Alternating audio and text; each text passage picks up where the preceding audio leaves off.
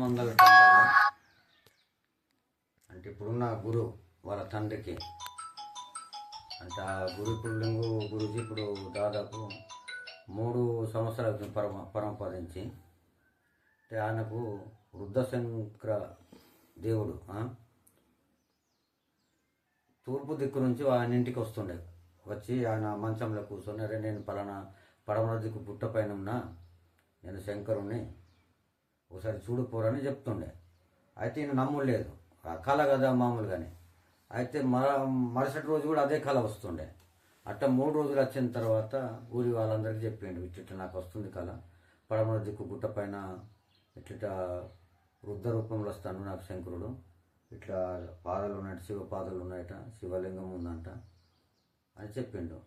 అది నిజమా అబద్ధమని ఏం చేసిందంటే వినాయక చవితి రోజు లేదా వినాయక చవితి రోజే అప్పుడు అందరూ వచ్చిండ్రు. వచ్చి చూస్తేంది ఇక్కడ అంతా తిరిగేసరికి కరెక్ట్ లింగ గురించి కాళ్ళు ఆన్నే పడ్డాయి.